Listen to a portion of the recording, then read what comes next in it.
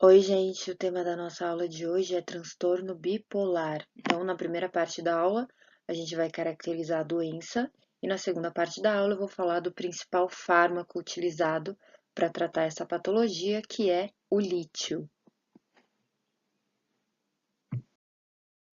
É impossível falar sobre transtorno bipolar sem falar sobre depressão unipolar. Daqui a pouco eu vou mostrar para vocês as diferenças, mas basicamente, transtorno bipolar, a pessoa oscila entre mania e depressão, e na depressão unipolar, a pessoa fica só no polo depressivo, né? Por isso, unipolar, um polo.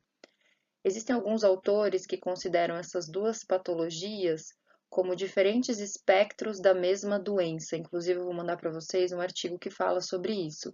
Mas, de maneira geral, a maioria dos autores consideram como duas psicopatologias diferentes. E a principal diferença é que aqui no transtorno bipolar temos a presença de mania. A farmacologia utilizada também para tratar essas duas patologias é diferente. É uma doença de muito difícil diagnóstico, como todas as psicopatologias, mas transtorno bipolar, em especial, muito comumente é confundido com depressão unipolar. Alguns estudos mostram que pacientes internados pela primeira vez numa unidade psiquiátrica com diagnóstico de depressão unipolar, na verdade, têm transtorno bipolar. Por que ocorre essa confusão? Porque no polo depressivo, os sintomas eles são praticamente os mesmos do que os sintomas de uma depressão, né? De uma depressão comum, de uma depressão unipolar. E muitas vezes os pacientes eles ficam muito tempo no polo depressivo. Eles demoram para ter um episódio de mania ou de hipomania. E aí o diagnóstico só acontece quando esses pacientes manifestam um episódio de mania. Por isso que são duas patologias que são muito próximas em relação aos sintomas e a farmacologia é totalmente diferente, né?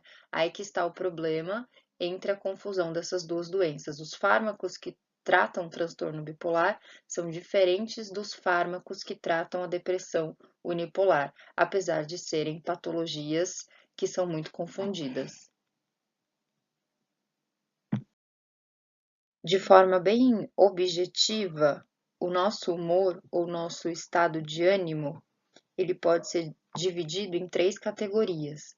A chamada eutimia, que é a estabilidade do humor. É um humor considerado normal. Então, aqui nessa escala, aqui seria a eutimia, estabilidade do humor. Quando a pessoa tem uma depressão, ela tem o estado de ânimo anormalmente baixo. Lembrando que a gente está falando de uma patologia, né? Não de tristezas comuns do nosso dia a dia. Depressão, então, seria aqui, ó, para baixo da eutimia. E existem vários graus de depressão, né? Pode ser uma depressão média.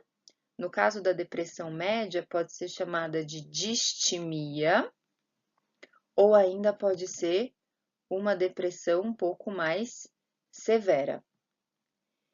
Quando a pessoa tem um estado de ânimo anormalmente alto, então seria aqui, ó, neste polo da escala, ela tem mania ou hipomania.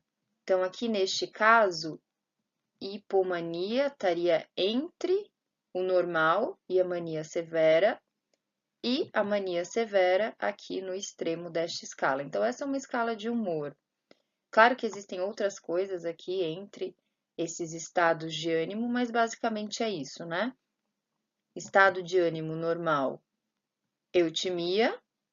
Abaixo da eutimia, a gente tem depressão.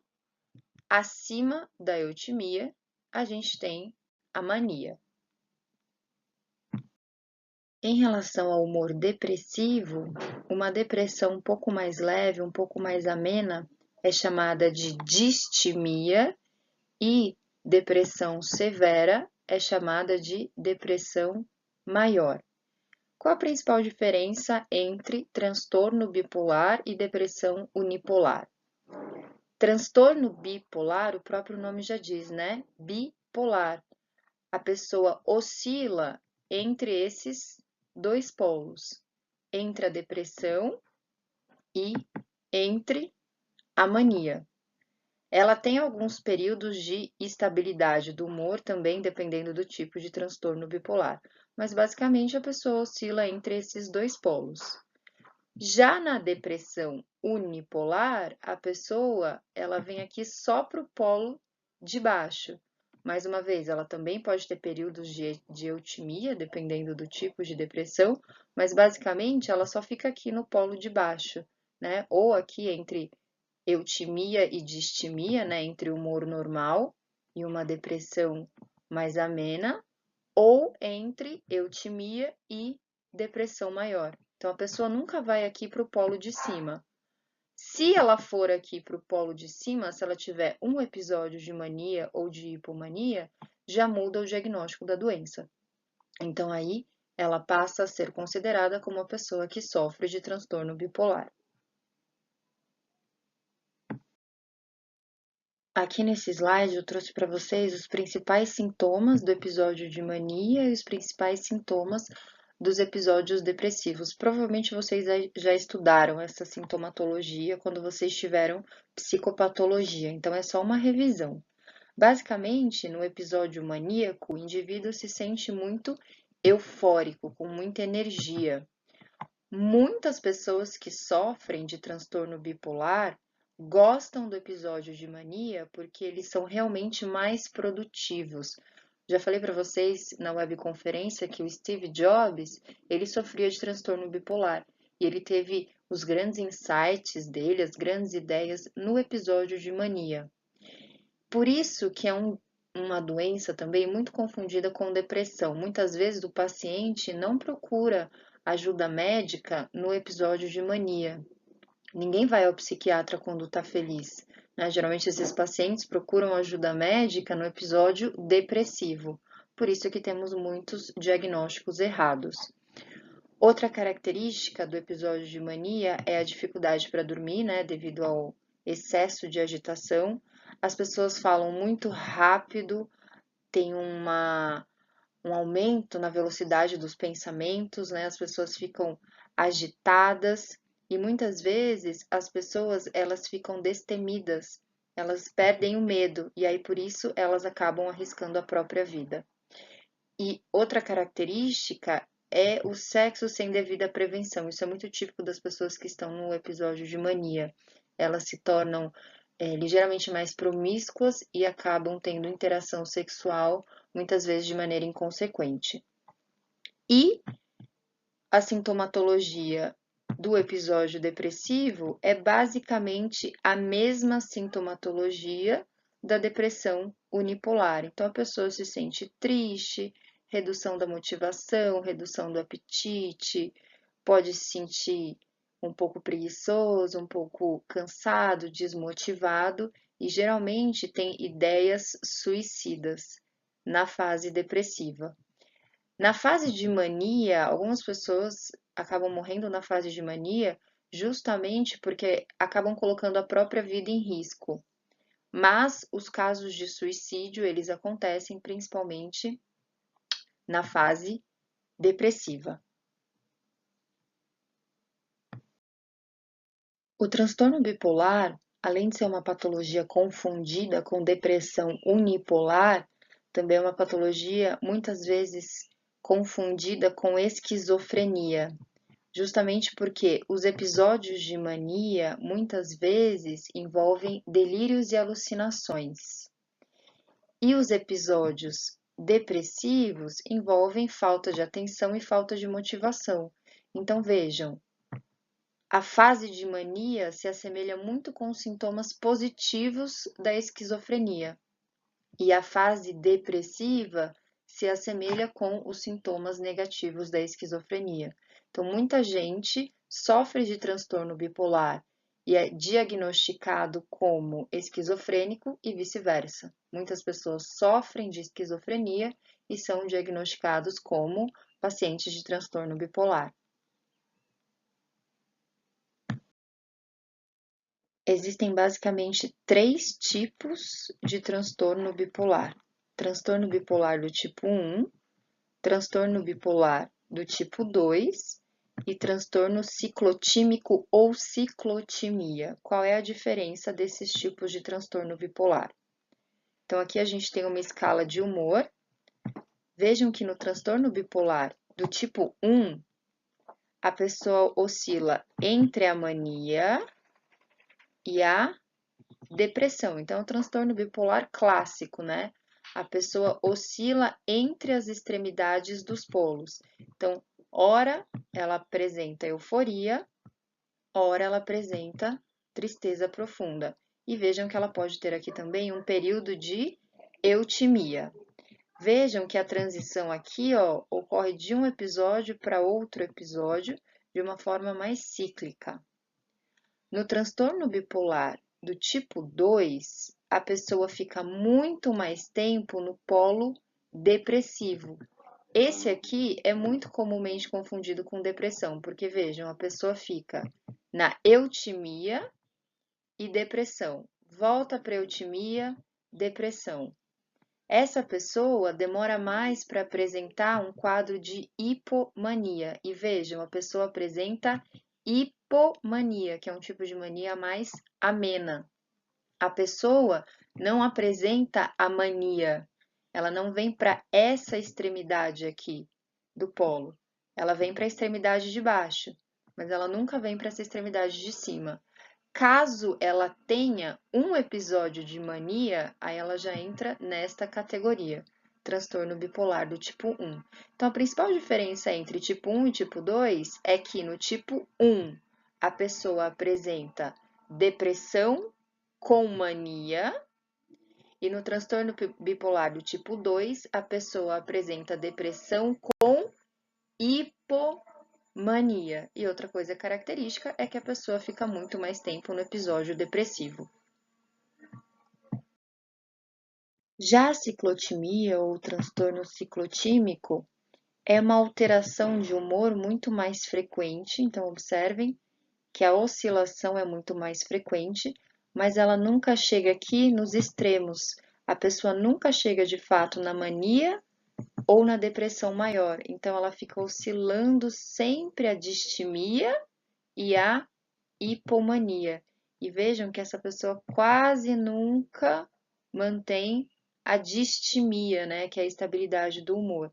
Então, a característica da ciclotimia é, na verdade, uma alteração de humor muito frequente, mas não chega a ser muito severa, né? A pessoa nunca vai para as extremidades dos polos, ela sempre fica oscilando aqui apenas entre distimia e hipomania.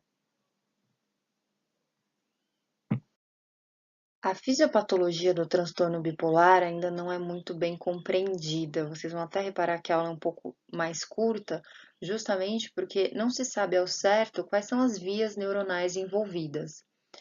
O que se sabe é o seguinte: essa alteração no humor reflete, na verdade, uma alteração nas monoaminas. Só para lembrar, temos 3 monoaminas, né? Temos 3 neurotransmissores classificados como monoaminas, que são noradrenalina, serotonina e dopamina. E essa alteração acontece principalmente em relação à serotonina. Estes 3 neurotransmissores, eles têm várias funções separadamente, mas em conjunto, eles têm uma função muito importante que é o humor.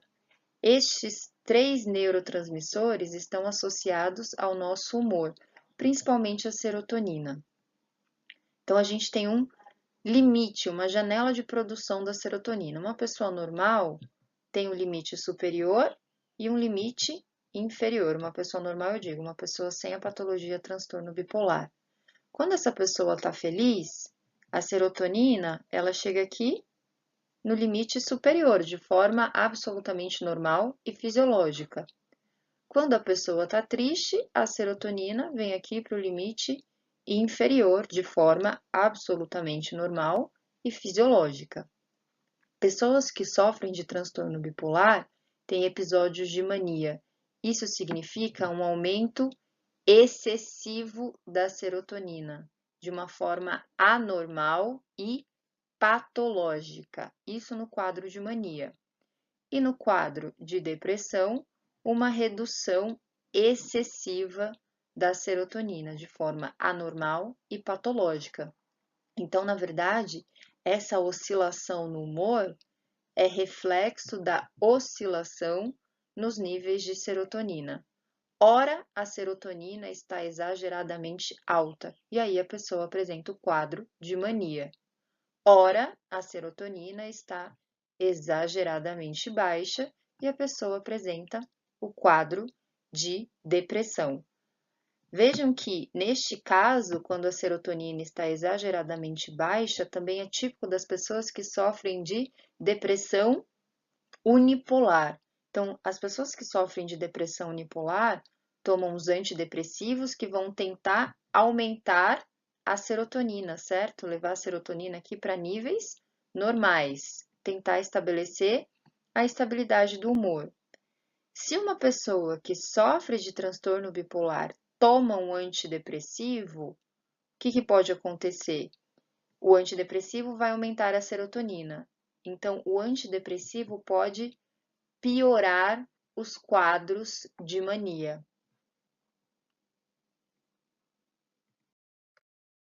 Assim como todas as psicopatologias, o transtorno bipolar também apresenta genes associados. Mas se a gente for comparar em relação à depressão unipolar, é uma doença muito mais genética. Então, por exemplo, se você é filho de pais que sofrem de transtorno bipolar, a sua chance de manifestar a doença é 7 vezes maior. Se você for filho de pais que sofrem de depressão unipolar, a chance de manifestar a doença é só 3 vezes maior. Então, é uma doença muito mais genética, transtorno bipolar é uma doença muito mais genética do que depressão unipolar. Mas não são só genes, né?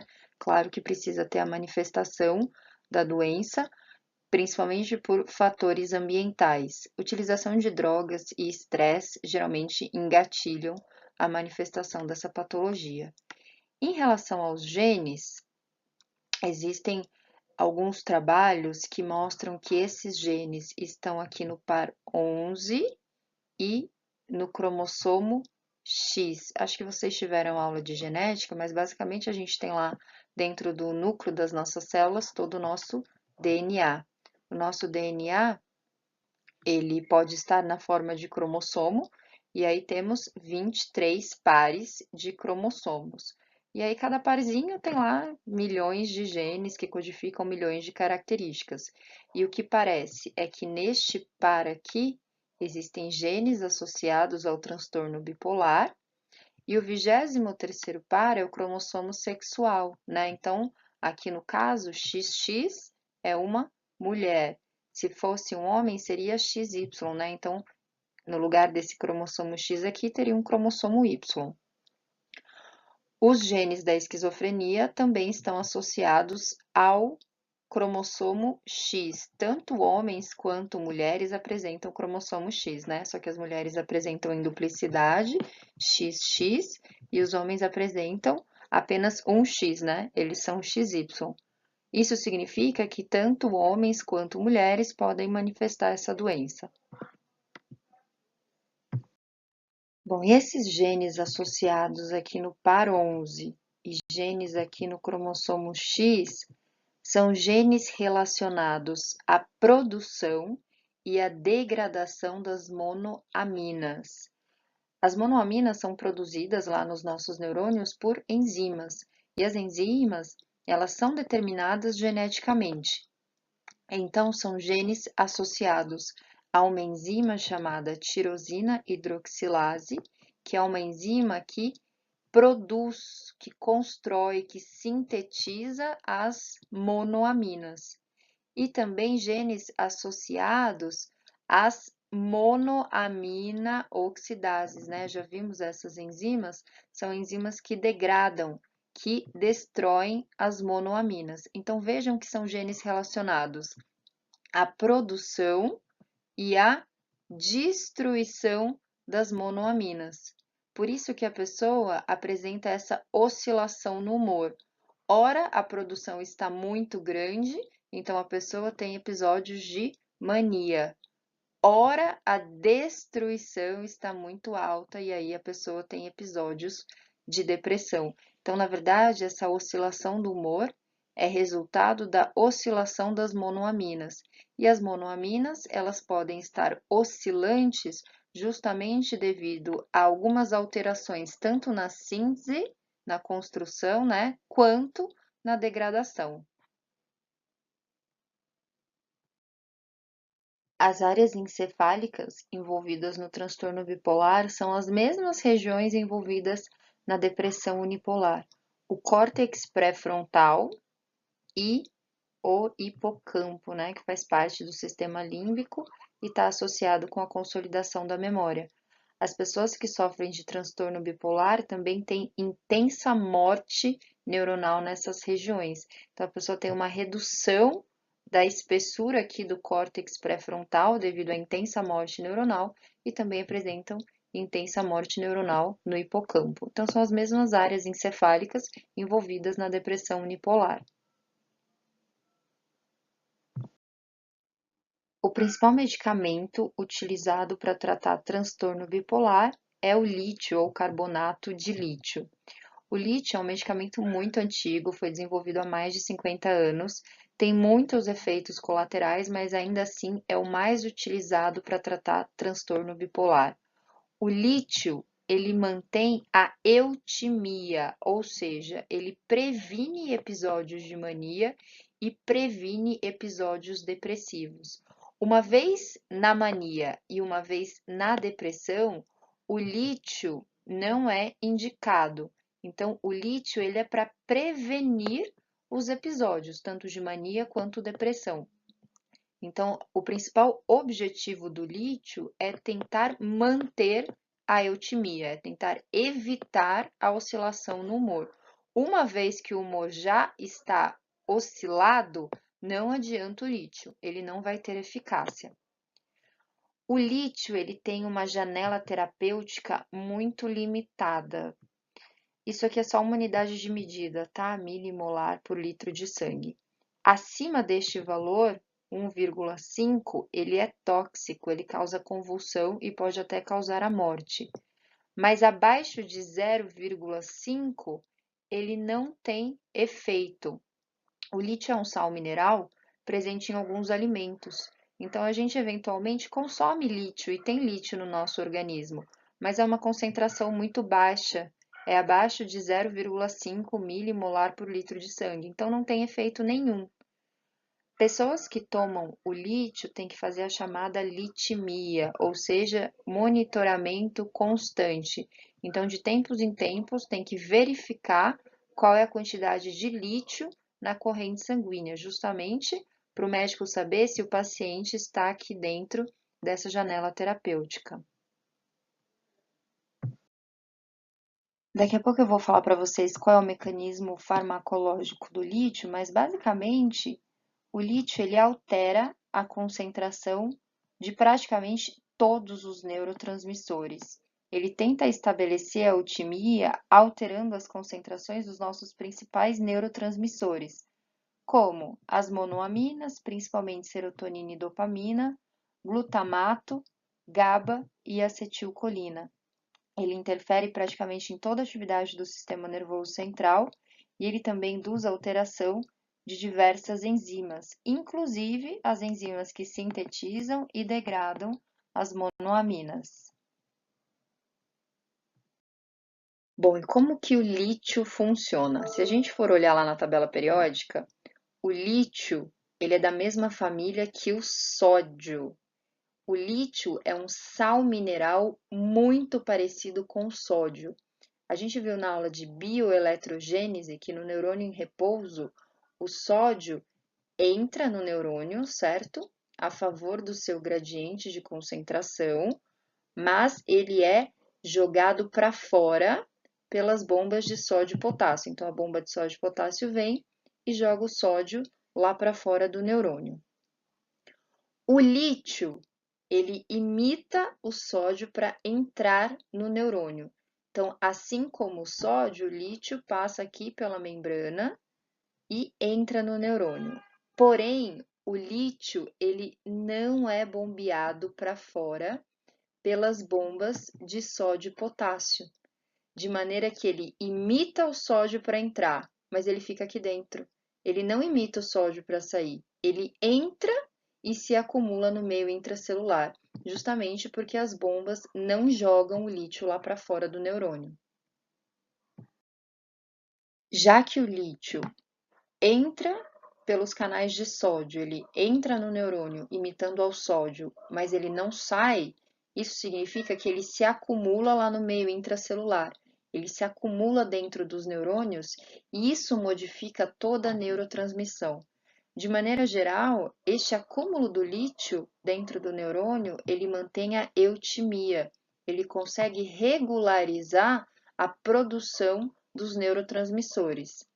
O lítio melhora a função cognitiva, diminui a redução do hipocampo e do córtex pré-frontal, então ele reduz a intensa morte neuronal, ele consegue reduzir a ação excitatória do glutamato, isso acontece principalmente nas crises de mania, ele aumenta a atividade GABAérgica, o que causa também um certo relaxamento para o paciente. Ele aumenta a ação antioxidante. Pessoas que sofrem de transtorno bipolar geralmente têm muita produção de radicais livres no sistema nervoso central durante uma crise de mania e esse excesso de radicais livres também está associado à intensa morte neuronal e o lítio aumenta a BDNF, que é aquela proteína associada à neuroproteção, né, a proteção dos neurônios contra a morte, e também a proteína que induz neurogênese hipocampal. Bom, em relação à farmacocinética, geralmente o lítio é administrado por via oral e metade é eliminado em 12 horas. A outra metade é captado pelas células, pelos neurônios, e ele só vai ser eliminado depois de aproximadamente 2 semanas. E é justamente esse acúmulo que é importante, esse acúmulo dentro do neurônio é que faz lá todas as ações farmacológicas, todas as modificações dos neurotransmissores que o lítio induz. Então a pessoa ela vai tomar o lítio diariamente, mesmo ele ficando acumulado lá dentro do neurônio por até 2 semanas, justamente porque é este acúmulo que favorece a eutimia. Sendo assim, a meia-vida do lítio é de até 2 semanas, justamente porque ele se acumula no meio intracelular. É o que está escrito aqui, né? O lítio acumula-se lentamente durante 2 semanas até atingir o estado de equilíbrio, até atingir a eutimia. Isso significa que o lítio ele apresenta um período de latência, por isso que não adianta a pessoa tomar lítio numa crise aguda de mania ou de depressão, porque ele vai demorar 2 semanas para começar a fazer efeito, justamente porque é o tempo que ele demora para se acumular lá no meio intracelular. Em relação aos efeitos colaterais, insuficiência renal é clássico. Uma pessoa que sofre de transtorno bipolar geralmente manifesta essa patologia na adolescência, por volta dos 18 anos. A pessoa vai tomar lítio o resto da vida. Quando chegar lá na velhice, ela vai ter algum problema de insuficiência renal. Aqui outros efeitos colaterais: tremor, náuseas, vômito e diarreia, redução da produção dos hormônios tiroidianos, né, que é o hipotiroidismo, inibição dos efeitos do ADH no rim. Eu falei para vocês na aula de abuso de substâncias que o ADH é um hormônio que impede a diurese. Então, se a pessoa tem inibição dos ADH, dos efeitos do ADH, ela vai ter um aumento da diurese. Além de ganho de peso, típico do hipotiroidismo, né? Quem tem redução dos hormônios tiroidianos apresenta ganho de peso e também queda de cabelo. O lítio em excesso ele é tóxico. O álcool potencializa o efeito do lítio, assim como o efeito de todos os psicofármacos. Então, uma pessoa que toma lítio não deve de jeito nenhum misturar com álcool. Por quê? Com o efeito potencializado, pode aumentar lá a biodisponibilidade sanguínea, pode ir para cima de 3 miligramas, 3 milimol por litro, na verdade, e aí a pessoa pode ter convulsão, morte, coma, e outros problemas neurológicos. Existem ainda outros medicamentos que podem ser utilizados no transtorno bipolar. Muitas vezes o paciente ele não responde mais ao lítio, não consegue estabelecer a eutimia só com lítio e está lá já perto do limite superior. Então o médico ele não vai aumentar a dose. O médico pode tentar alguns outros tipos de medicamentos. Os antiepiléticos são bastante utilizados com as pessoas que sofrem de transtorno bipolar e os antipsicóticos. Esses dois medicamentos, eles serão eficazes principalmente sobre a mania. Esses medicamentos não previnem os episódios depressivos. E os benzodiazepínicos, eles também podem ser utilizados de forma aguda para acalmar o paciente numa crise de mania. Bom, poderíamos pensar que o paciente que sofre de transtorno bipolar poderia tomar, por exemplo, um antiepilético para prevenir a mania e um antidepressivo para prevenir o episódio depressivo, né? Quando aquele paciente não responde ao lítio. Isso não acontece justamente porque, conforme eu falei para vocês, os antidepressivos, eles pioram o quadro de mania, justamente porque eles aumentam a serotonina. E o excesso de serotonina está relacionado com o quadro maníaco do transtorno bipolar.